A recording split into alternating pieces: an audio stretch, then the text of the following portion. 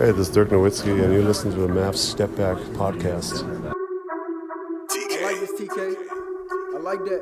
Yeah, it's the Mavericks, all about action. Don't do no acting, no Samuel Jackson. Dirk get the ball, you know that it's magic. Post move deadly, yeah, get tragic. Luke with the ball, yeah, get nasty. He'll drop 30, don't gotta ask him. Luka with the step back three. Oh, yeah! Porzingis, three-pointer, yes, sir.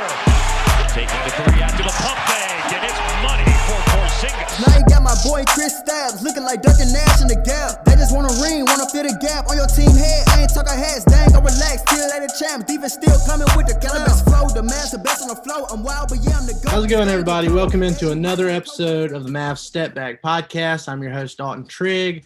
I'm joined, as always, by my co-host and Dallas basketball on SI colleague, Matt Galatzan. And tonight, we have our guy, Mike Fisher, with us. He's the head of the Snake over at DallasBasketball.com.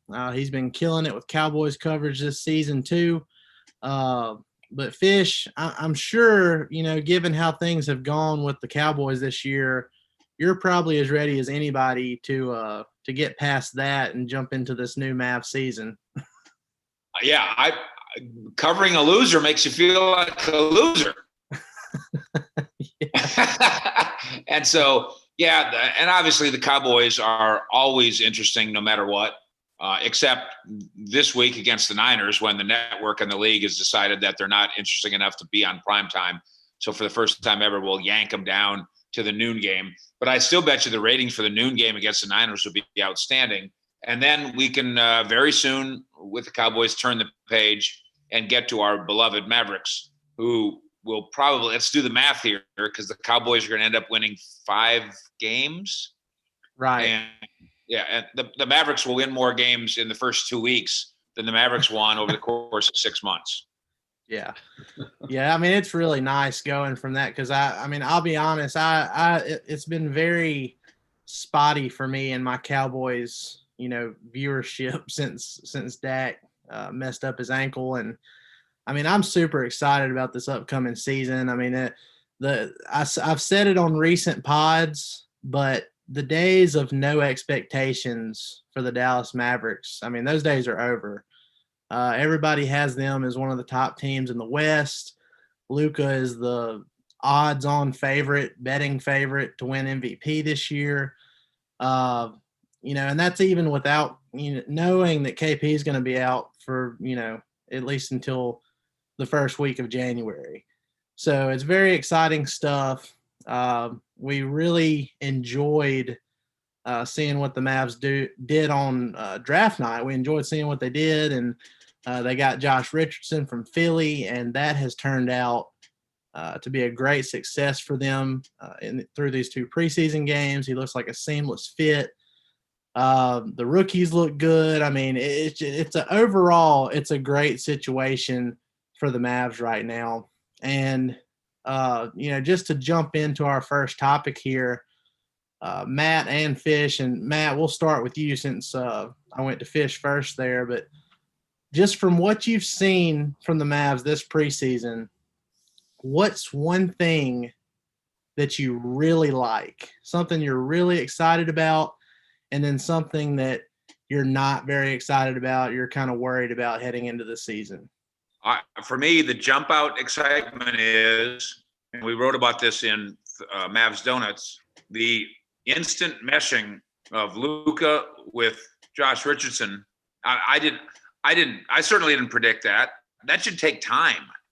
Luka's been in the league for a minute, and Jay Rich has been in the league for a long time with 4 or 5 teams, and that should take that cake should take time to bake.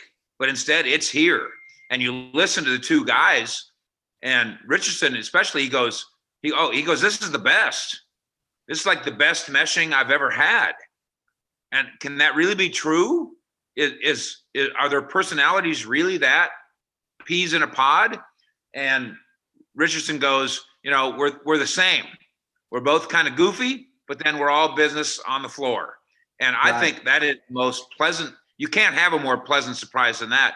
You traded for a guy that you hoped would be, you know, star level or whatever, 3rd star, whatever you want to call it. And he's already meshed like a magnet. with Luka, that's the best you could ever dream of. That's by far number one to me. And the underrated part of that to me, and I think it's kind of flown under the radar a little bit. I don't know if we've written about it specifically, but I have seen it in a couple places. But Josh Richardson has known Luka since he was 16. Yeah. So there was already, just a little bit of chemistry just because they've known each other for a while and they actually like each other. So it's good to see that translate on the court. And okay, let me throw this at you, boys. That we knew that Luka went to California to train when he was a teenager, and that's when the whole candy bars and Jennifer Aniston thing came out.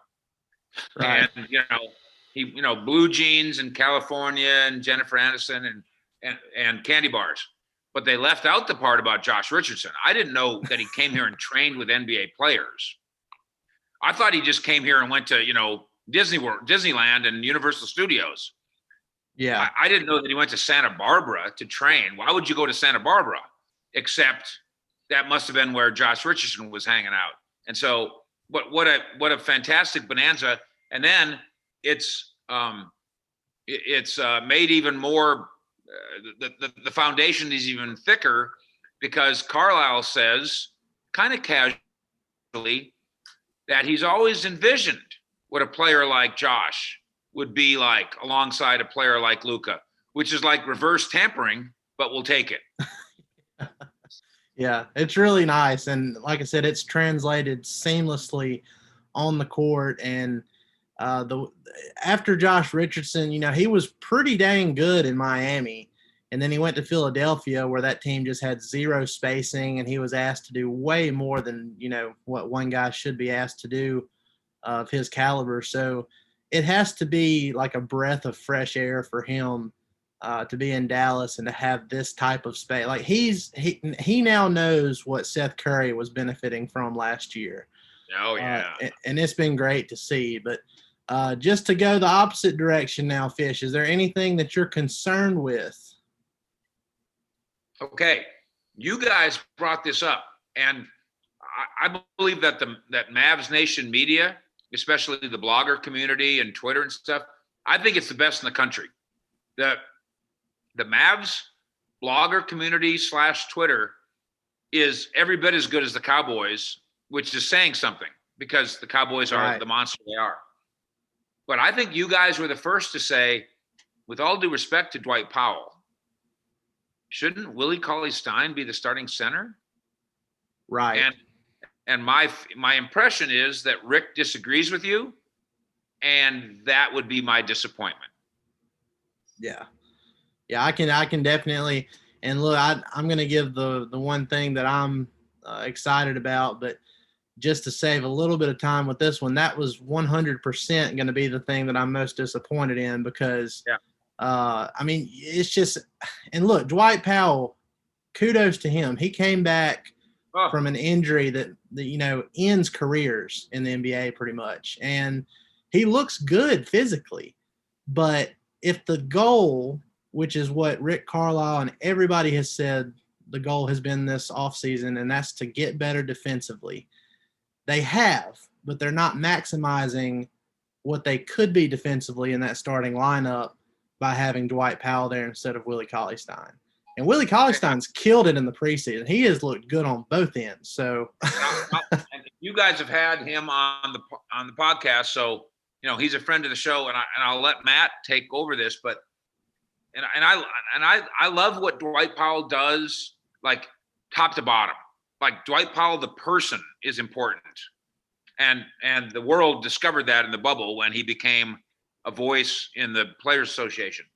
But isn't Dwight Powell, between the two of them, isn't he the spot player? And Cauley-Stein is the more conventional, every football term, every down player.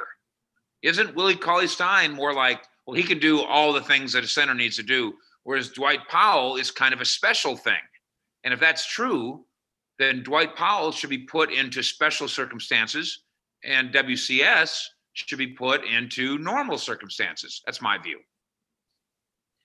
Yeah, I agree. Well, I guess I guess we're going to save even more time, to be honest with y'all, because Fish basically stole both of mine. So thank you, Fish. Hey, it's two really good points. I mean, yeah, he hit the nail on the head. I think to expand on the Willie Cauley-Stein concern thing, my concern isn't as much maybe that Dwight Powell is starting. It's that Rick is being stubborn with his lineup again. And that kind of concerns me a lot because he's been known to stick with lineups that don't necessarily work at the beginning of the season just because he wants them to work. Yeah. And I think that's kind of a concern.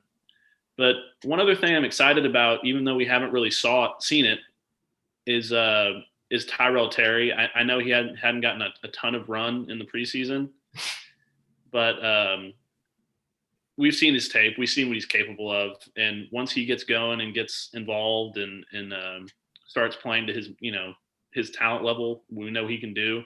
That's going to be a huge weapon for Luka to exploit. Oh yeah. I see that, but can I say this? We do this every training camp. Oh, this kid looks like, that kid. There's not room for 15 of them to play. That's true. And so, Tyrell Terry, he's the next Seth Curry. Yeah, I mean, someday, right?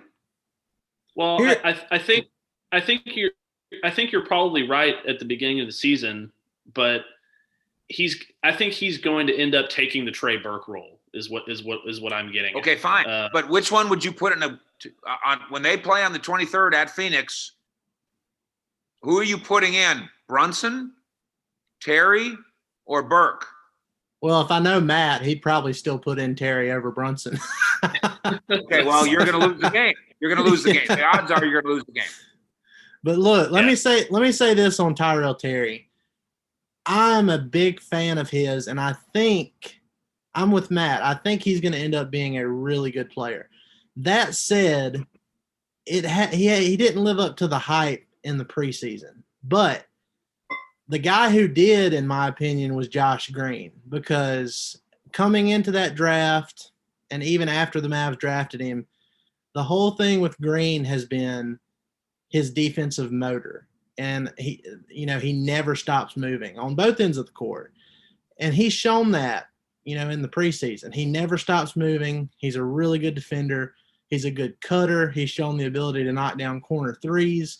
He doesn't look like a rookie out there. He looks like a guy who Rick Carlisle might end up playing 15, 20 minutes per game off the bench, and he could potentially, make a difference for this team. So I say the same thing there. I would tap the brakes there, because who are you going to play him in front of? I would, if I'm playing Josh Green off the bench, I think it works. I think you just have to, especially if Rick isn't going to play Willie Cauley-Stein like what we want him to. It seems like James Johnson is getting the backup center minutes right now, judging by what we've seen in those preseason games when he goes to that second unit. James Johnson's like a small ball five. Ideally, we'd have Willie Cauley-Stein starting, and then you have the combo of Maxey and Dwight Powell coming off the bench because they play amazing together. Right. But that's what I would do. I mean, if Rick's going to be stubborn and he's not going to play Willie Cauley-Stein anyway, and he's going to put James Johnson at the 5 coming off the bench, I think that's where Green gets his bench minutes. So. The reason that I'm optimistic about Green is, in every sport, coaches end up liking guys who are like them. Right. And I take us back to Nelly. And if you're old enough to know Don Nelson, when he played for the Celtics, he was all offense and country strong and pointy elbows. and then you start to think what kind of player did he like? And what he liked was country strong, all offense, and pointy elbows. Well, Rick Carlisle, and people make fun of Rick Carlisle's NBA career, which isn't fair. But do you think Rick Carlisle ever made a peep during his NBA career? Probably not. Never said a word. Well, he says about Josh the other day, he goes, yeah, he goes, he basically said he's a strong silent type. He said he never says anything. Well, Carlisle likes that because that reminds him of Carlisle. Just shut up and play. And Right. and that's also very Dirk-like. Just, no, I'm not going to taunt you. You taunt me. I'll just score. And that's, that is kind of, quote, the Maverick way, close quote. Yeah, because of Dirk. That's the one. That's another thing that really jumped out at me, soon after the Mavs drafted him, because you see all these highlights of him at Arizona. He's super athletic. It's all these athletic dunks and blocks and steals, and he just seems like a superstar where he's at. And yet, as soon as he's drafted, he pretty much says, like, I know what my role is going to be on this team, and I'm cool with that. And, he's ready to just roll with whatever Rick Carlisle throws at him. So that's exactly what you want from a young guy like him coming in, and I think it's going to work to his advantage this season. But just to end it, we kind of covered everything except for the one thing that I'm super excited about. Obviously, we're all excited about Luka and his potential MVP season, and we're excited about the Josh Richardson fit. The thing I'm most excited about is this Mavs bench coming back to full strength, because in those first two games against the Bucks in the preseason, the Mavs, they went, neck and neck with the Bucks up until halftime or early in the third quarter of each game. But then when Rick Carlisle put that bench unit in, it had Trey Burke and Jalen Brunson, and then you had Willie Cauley-Stein at the 5. That bench unit just ran the Bucks off the floor. Like they just couldn't keep up.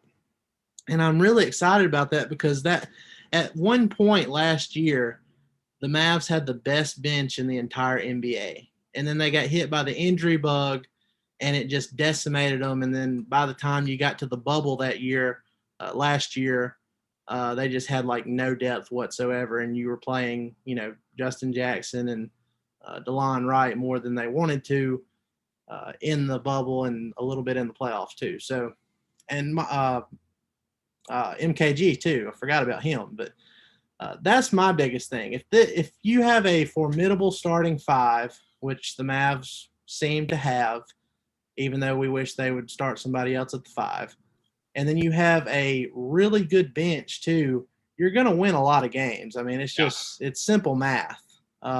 So that's what I'm most excited about. Matt, what do you think about the bench? Yeah. I'm loving the bench so far. I think that's one of the most underrated things about KP's warming up with the team. I didn't know he'd be doing Oh, nice. The pregame warm up. Anyway, that's one of the things about Rick Carlisle's system that I think is so unique, is how strong his bench usually is, especially when he has those two ball handling backcourt guys like Trey Burke and Jalen Brunson. It's when it really reaches its potential. So the fact that they're finally healthy there again, the fact that they're already hitting it on all cylinders so early in the preseason is really exciting, because I think it can only get better from there, assuming they stay healthy. So that's really great. And I think, obviously Josh Green is an upgrade over Justin Jackson and all that. So, and James Johnson's an upgrade. So it's looking really good. James Jackson, that this show said that he's a friend of the show. Well, yeah. We're nothing but the best for Justin Jackson, by the way. He's starting in OKC right now. I'm not surprised. There's a place for him. It just, and you guys were right on him on what he could do. It just didn't happen here. And yeah, I'm happy for him too. I thought you guys were going to say that the story of the day is that the Mavericks are trading for James Harden. We're going to get to that. I'm glad you said it, because that was going to be the very next thing I talked about. But, everybody knows that James Harden is going to be on the move probably sooner than later. Apparently Bristol doesn't know it, because they keep writing that everything's going to be fine and the organization's going to Although Tim McMahon did a great job on the, do they give James Harden his way too often? Which, by the way, I don't need a story to tell me. The answer is yes. But why don't you guys just bring him here and end the problems? Yeah. I don't know if I'm not going to name names, but there was a report that came out right before we got on here and recorded, and it listed the Mavs as one of the teams that, supposedly the Rockets have talked to about trading for James Harden. And we three came together and we discussed this exact scenario not too long ago, or we, at least in our group text we did. And then I think we did a podcast with our buddy Kirk Henderson over at Mavs Moneyball too. But anyway, the fit is very questionable. But Fish, I think you were the one who said at the time, as questionable as it is, Harden is an MVP player, and if you add him with a guy like Luka, you take your chances and you win a bunch of basketball games and you figure the rest out later. My question to you, Fish, is after all this stuff we've seen with James Harden, not showing up to training camp for the Rockets, he's partying in Atlanta and Vegas and, leaving his teammates to tough it out without him. Has your opinion changed on that since then? Yes. Like my general opinion is that coaches want talent. So just give me talent and we'll figure it out. Give me a 6. If you got a 7-foot guy, give me him. If you got a left-handed pitcher, give me him. If you got a 4-2 sprinter, give me him. But James Harden is a unique case. He is cancerous. Yes. And what we wrote a couple weeks ago on DallasBasketball.com is James Harden is the Mavericks' secret weapon because he's ruining a contender. Harden plus Westbrook. James Harden and Russell Westbrook on the same team as a contender. That should be just as good as Porzingis and Luka. I mean, you don't have to agree specifically, but generally, that's 2 of the top 12 players in basketball. Westbrook's better at what he does than Porzingis is at what he does, right? Right. They had 2 superstars, and they cannibalized themselves. And so, I was excited for the fact that Harden was ruining the Rockets, and he still will, whether he stays or goes. But now it's Scoop B. Scoop B has the scoop. And because we wrote about it, and I put his tweet in the story on DallasBasketball.com/Sports Illustrated, Scoop B, we've disagreed before, and he's always very polite about it. He says, "Fish, I should have you on my show." So there's nobody's mad or anything. Of course not. But maybe the Mavericks did some level of due diligence by touching base. But number one, the Mavericks they really don't have the ammunition to match a trade for Harden. Number 2. I mean, unless you're including Porzingis, in which case, no. Right. Number 2, in the NBA, the player and his agent runs the trade.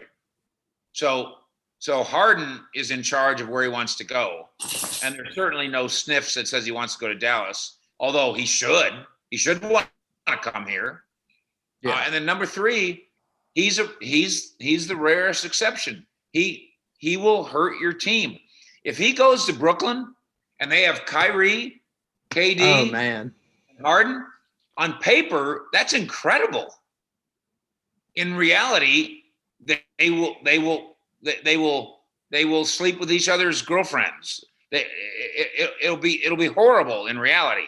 So I want to see it, and I want to see James Harden ruin everybody that's in the Mavericks' path. So start with ruining Houston. Thank you, James.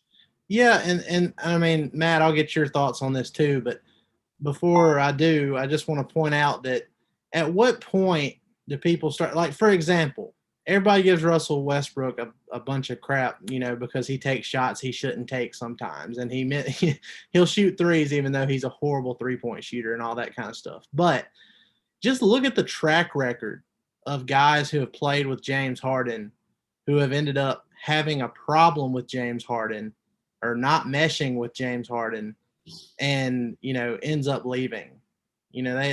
Dwight Howard started with him. They ended up trading Clint Capella because of all that. Chris Paul, they had a chance to win a title with that team, and they still couldn't. He still couldn't make it work because of him. Yeah, because of James Harden. And then you have Russell Westbrook, who I think, we laughed about that John Wall for Russell Westbrook trade, but I think Westbrook and Bradley Beal mesh a whole lot better than than Harden and Russell Westbrook. So we'll see how that goes. But at some point, people have to just look at this like, okay, he is 100% the problem there. Do we actually want him on our team? And honestly, I think that's why he hasn't been traded yet. Like I feel like teams are his value's low. His value's low. Yeah, I mean, you have a guy who, and I mean, obviously there's some screenshots out there that are unflattering from, oh my gosh, bad bad angles and stuff, but he doesn't look like he's, been taking care of himself this offseason either. So, I mean, who wants to trade a big package for James Harden when he's looking like this and acting like this, right before the season's about to start? Right. He's ruined the Rockets because he's ruined his trade value. Yeah. The Mavericks still don't have enough. But James, if you're listening, Anytime Fitness, Frisco on Preston, I will challenge you to a weight room battle. And I'm an old man. I look better in a basketball uniform than you do. People talk about how Luka looks a bit chubby. James Harden looks like he ate Luka. It was pretty bad. He makes his contract calls for him to get paid $132 million. Have some pride. I mean, I know you're in the strip clubs, but when you're in the strip clubs and you take your pants off and the most protruding thing you've got is your belly, you've got a problem, son. Matt, just for hypothetical purposes, if the Mavs were to trade for Harden, would I need to come check on you? I would be hard to find for a while. That's for sure. But I challenge you, Matt Galatzan. If the Mavericks if James Harden was a Maverick, you would want to marry him. No. Fish. If there's one thing that you don't know about me, apparently, which you know a lot, probably more than most people at this point. Yeah. Whoa.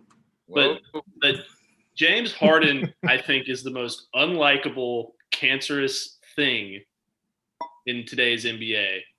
And I would be horrified if the Mavericks traded for him. Hey, but when you were a little boy, you probably thought that same thing about Deion Sanders. Hey, Fish, I had a Deion jersey. Cowboy or 49er? Well, look, here's the My thing. mind didn't work as well back then, Fish.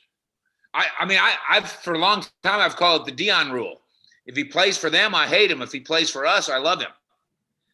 I think look, it's obviously not every Mavs fan out there that thinks this way, but I think for the majority of the fan base, if it did happen, the only thing that would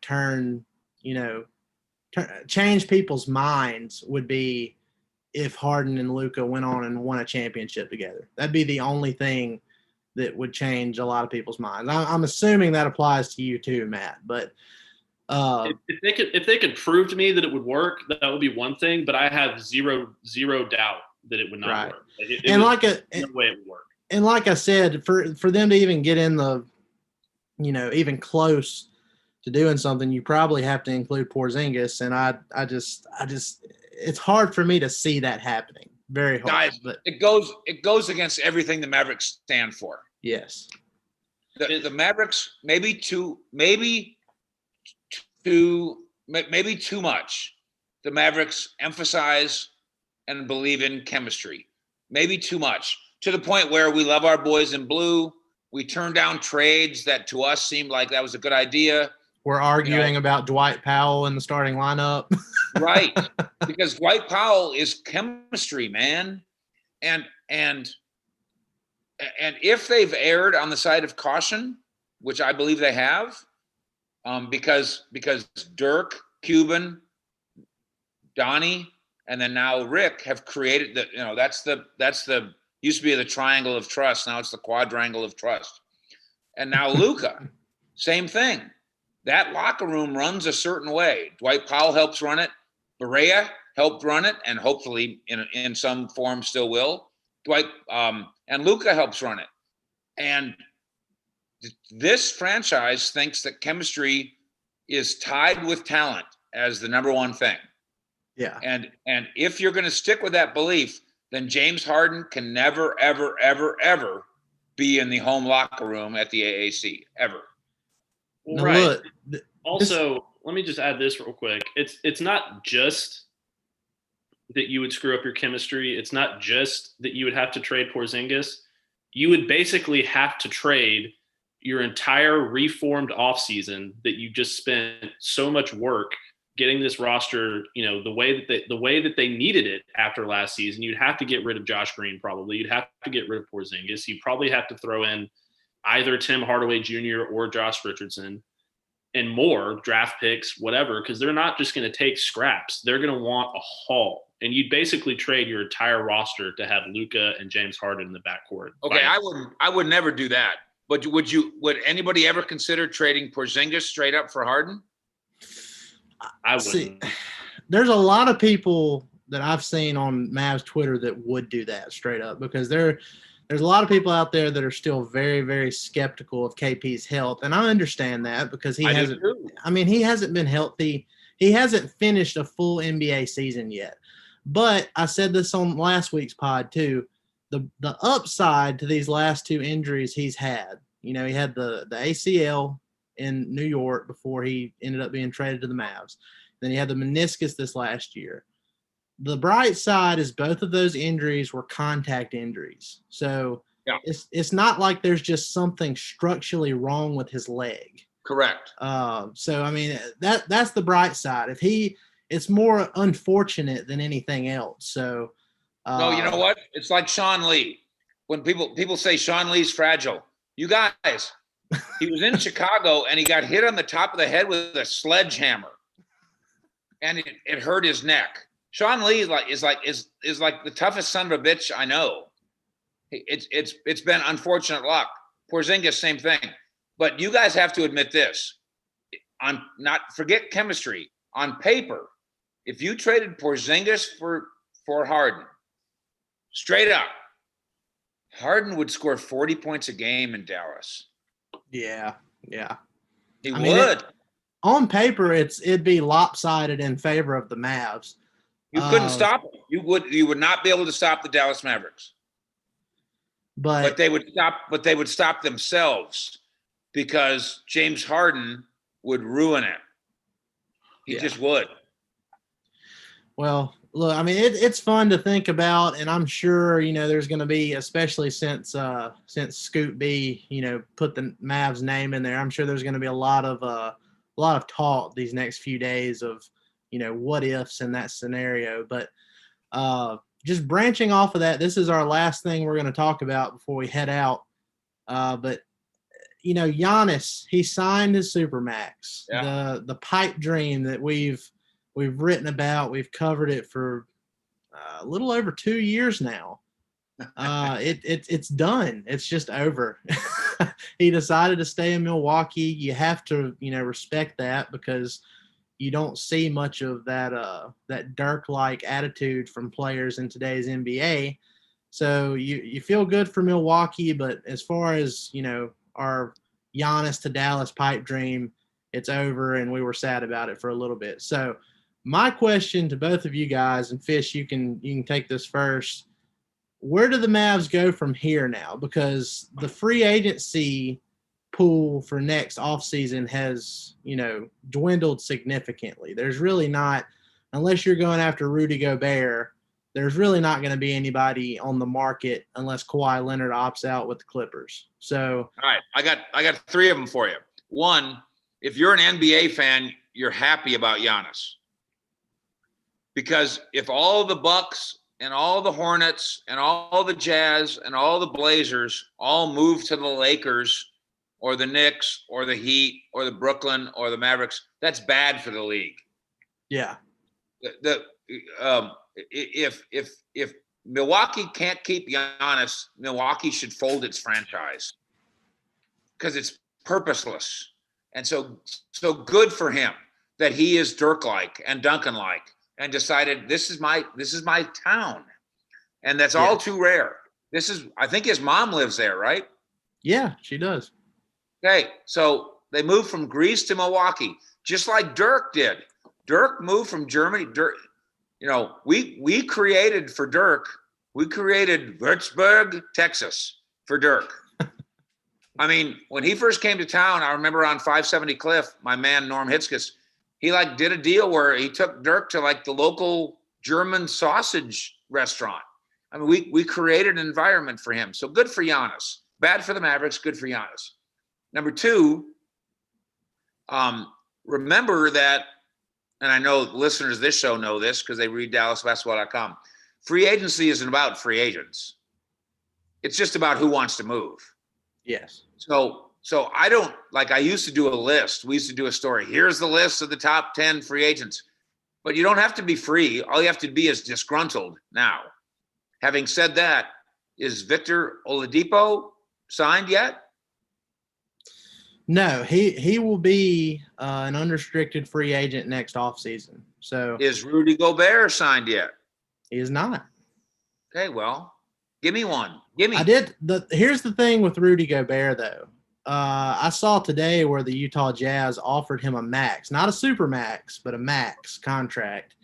And he turned down that max, and he's asking the Jazz for his super max money. So at that point, you have to start asking, if you're paying Kristaps Porzingis $35 million a year, do you want to also tie up $40 million a year in Rudy Gobert? You know what I mean? It seems kind of redundant, especially if KP is better utilized at the 5, and then, you're going to put. Okay, but that's where I go back to my thing about just give me 5 good players and get out of my way. Couldn't you figure it out? I mean, I wouldn't put it past them. If you've got Luka Doncic on your team, I think you can. I think you can work something out. And right. And what about Victor? Let me run this by you guys, because I was listening to our buddy Kirk's pod the other day. Kirk Henderson, Capel High School. Yes, him and his co-host Josh Bowe, who we're also friends with. Yeah, Josh Bowe, yep. They were talking about who the Mavs might throw money at. And Josh mentioned Victor Oladipo. And it got me thinking, at the trade deadline for this year, depending on how things go, and, say Tim Hardaway Jr. doesn't shoot 40% from 3 like he did last year, and say he regresses to the mean a little bit, more towards what he was in New York. Would the Mavs be interested in potentially doing a trade that featured Tim Hardaway Jr. and Dwight Powell, even though I know they love Dwight Powell a ton, for Victor Oladipo and Myles Turner? Oh my gosh, I'm so in on that. That's not even close. And I mean, obviously the Mavs would, that there would have to be draft compensation, and there'd have to be probably another piece or two added into that. But just the overall framework, I could see something like that happening at this year's trade deadline. And I think it'd be awesome for the Mavs. Even though Myles Turner plays center, and you're complaining about too many centers. Yeah, but the difference here. I think the difference there, Fish, is Myles Turner's capable of doing a lot more offensively than Rudy Gobert. Offensively, he can shoot threes. He can move around better, and he's also that defensive guy. But he's more athletic. He's more mobile. So he's like KP light. Okay, you know what Carlisle says about Myles Turner? Was He's that? the modern. He made himself into a modern 3. Oh, I like because that. when Myles Turner, who's a DFW guy, which I think matters, when he first came into the league, he was a tradition. I mean, I'm sorry, not a 3, a modern 5. You guys correct me if I'm wrong. When he came into the league, he was not a modern 5. He was an old-fashioned 5. He was more old-fashioned, yes. Yeah. And now Carlisle praises him for being a modern 5. So the Myles Turner idea is fantastic. And again, you got Myles Turner and Porzingis on the same team. Just gimme. We'll find a way. So I love the idea of Oladipo and Myles Turner. And I'd give up the moon for that tandem. I'd give up more for those two guys, way more than I'd give for James Harden. Yeah, and I mean, look, Victor Oladipo, I was down on him heading into this this offseason that's come and gone already, mainly because he came back from his leg injury and he just didn't really seem to look like himself. But after going back and watching some of those games when he came back, it kind of reminded me of when KP started last season, and it was the first time he had played in like nearly 2 years. You could see that it was there, but he just wasn't really, it wasn't clicking for him right now. So I'm curious in this early part of the season to see how Oladipo does compared to when he came back from his injury last year. If he looks like the Oladipo from, 2 seasons ago, I think the Mavs should do all they can to add him at the trade deadline. And like I said, there's been rumors around the Pacers looking to trade Turner because of Sabonis. They have Sabonis there, and I think he's going to end up being their main big man for the future. So if they could end up getting those two guys in the same trade package, I mean, that would just be awesome for the Mavs going forward. I'll say this. I think the Mavericks roster, which right now I think is a top 6 roster in the NBA. I think it'll I agree. different and better after the trade deadline. I think they'll I don't even know when the trade deadline is anymore, but I think the Mavericks will make a trade at the deadline and look better. They set the trade deadline for March 25th today. Okay, let's go. Yeah. I believe, and you guys have talked to Donnie, so you know this. They're in such go for it mode. I mean, there's no time to waste. There's no reason to wait 5 years. This can be the year right now. Let's go. Yeah, I absolutely agree. And look, guys, this has been a ton of fun. It's been way too long since we've done it, but every time we get together, we end up talking about some really awesome stuff, and we have a good time doing it too. But Fish, we really appreciate you coming on and talking with us, and we'll have to do it again sometime. All right. Let's go hang out with the Mavericks. Let's get through this. Let's get to the 23rd. Mavericks at Phoenix. And again, I've said this before, and our readers and our listeners know this. The work that our staff does in conjunction with Sports Illustrated, I think Matt Galatzan is in charge of these numbers. I believe in the first 2 weeks of this month, I think we have 400,000 Mavericks fans following our work. Is that right, Matt? It's just about there as of today, yeah. Okay, that's crazy. Ridiculous. That's ridiculous. I mean, I know we're good. I know we're handsome, and I know we're cute. I know we're smart. DallasBasketball.com is like the 7th most successful Sports Illustrated endeavor that's ever happened. And that's thanks to people like Dalton and Matt and the rest of our great staff, but most of all, thanks to the MFFL who have hung out with us. This is year 21 now for DallasBasketball.com and the association with Sports Illustrated, the 75-member staff, including you two guys, and then our incredible audience makes it happen. 400,000 of you. That's unbelievable. Guys, I remember when we started DallasBasketball.com, and I would click on the site 3 times, and then we would have 3 followers. We would have there's 3. I got 3 viewers, but they were all me. Hey, click 2 more times. Woo! We're up to 5. And now we're up to 400,000 in a half a month. Unbelievable. And thank you.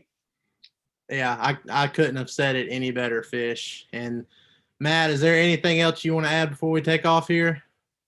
No, I'm also really proud of the work we've been doing, and I honestly think it's just going to get better because the Mavericks are still in the preseason, obviously. So as of tonight, that'll be over. But once they start playing on national television and start showing the world what they're really capable of, with all their new assets and everything, it's things are just going to blow up. And I'm also really excited and thankful to every one of you, all of our listeners, all of our YouTube subscribers, all of our DallasBasketball.com readers, everything. It's been awesome, and it's just going to get better.